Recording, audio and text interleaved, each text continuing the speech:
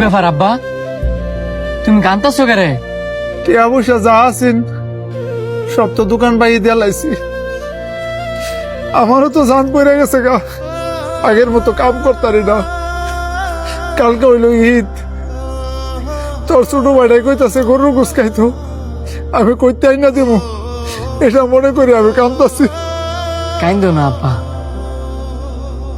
তোমার আমি কতবার করে কইছি যে আমি একটা কাজ করি, তুমি বারবার কও যে আমি লেয়া পড়াটা যাতে আগে শেষ করি।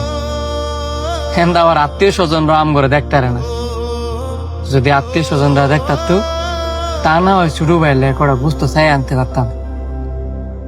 আসলে কি আব্বা, মধ্য ফ্যামিলির ঘরে জন্মাইছি তো কারো কাছে চাইতে পারি না। গরিবের ঘরে জন্মাইতাম তাহলে হাত ফাইতে ফাইতে হইলেও ছোট ভাই লেখা গোস্ত নিয়ে যেতাম। তুই ঠিক হয়ে গেছ বাপ, মধ্যবিত্ত হয়েছি দেখে ওই জায়গায় জায়গায় ঠিক না পারি কইতে, না পারি সইতে। এই ধর 200 টাকা, বাজার থেকে গিয়া একটা মুরগি লয়ে আয়। কালকা যদি বলাঠারে গরুর গোস্ত নাও দিতারি, মুরগির গোস্তটা দেওয়ার লাগবো। আব্বা তুমি কোনো চিন্তা করো না, আমার বন্ধু সানি আছে না, হ্যাঁ নাকি এবার গ্রামও কুরবানি দিব। আমি হ্যার কাছে যাম, দেখবা হ্যাঁ আমার জীবন না করতো না, এতগুলো গুস্ত দিয়ে দিব। তুমি থাও, আমি মুরগি লই।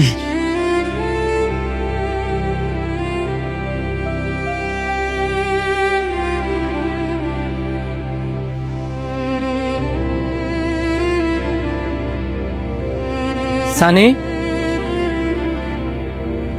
কে ভাই তুমি? আমার চিনছস না? আমি শান্ত। শান্ত? আরে তুই আর চিনছস না? উত্তর পাড়া যাথায়। আমি উত্তর পাড়া থাই, তা ছোটবেলার বন্ধু।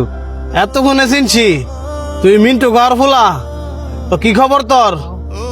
আলহামদুলিল্লাহ ভালোই। অনেকদিন পরে তোরা দেখলাম, নিজের কাছে অনেক শান্তি লাগতাছে। হইছে, কি কারণে আইছো সেটা ক।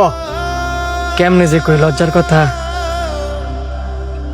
শুধু একটু সাইডে আইতি। সাইডে দিতে মুখির লেগা, হেরা তো তোর এলাকার মানুষ হই না, শর্মায়া কি কবি আগে সামনেই ক। তোরা তো নিজেরা বড় একটা গরু কুরবানি দিতেছস, গরিব মানুষে দিবি, এখন আমারে কয়েক টুকরা গুস্ত দিস।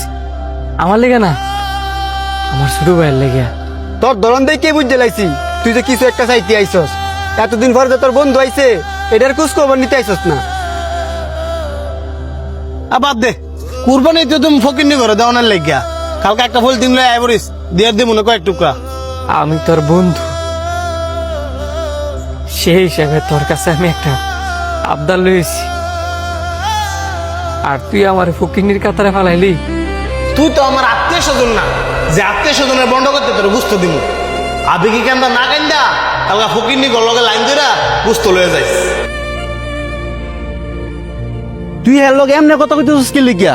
হ্যাঁ তোর আত্মীয় স্বজন না হইলো, হ্যাঁ তোর আত্মীয় স্বজন কোনো অংশ কম না। তুই তো দুনিয়ার বাচ্চি আছে স্যার লাগিয়া। হ্যার কারণে বাচ্চাছি মানে ভুললে গেছস গা। হ্যাঁ তো তোরা পানিতে বাঁচাইছিল, আর ভুলবি তো তোরা অনেক বড় লোক মানুষ। বড় লোক মানুষ কোনো সময় অতীত মনে রায় না। হ্যাঁ আমার ছোটবেলা পানিতে বাঁচাইছে দিকা। তুই আজকে আমার কথা শুনে লাইছস, 1 ঘন্টা পরে তুই বাসা তাইস, তোর ঋণ শোধ করে দিব মনে। আমি তো তোরা ঠেয়া লেগে বাঁচাই নাই, আমি বাঁচাইছি আমার বন্ধুরে। তোর টেয়া বসে আছে, তুই অহংকার দেখাইতে পারস। আমার টেয়া বসেও নাই, অহংকারও নাই। থাক, আমি গেলাম।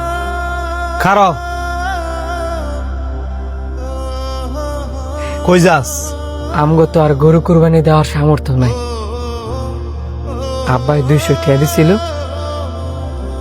কইছে একটা মুরগি কিনা লয়ে যেতাম। আমগো যে সামর্থ্য নাই, এটা আমি বুঝলে কি হইব? আমার ছোট ভাই তার বুঝে না, এর লেগে বাজার চাইতেছে একটা মুরগি আনতাম। তুই যদি কুরবানিদের দিন মুরগি খাস, তো আমার এত বড় গরুটা খাইবো কেনা?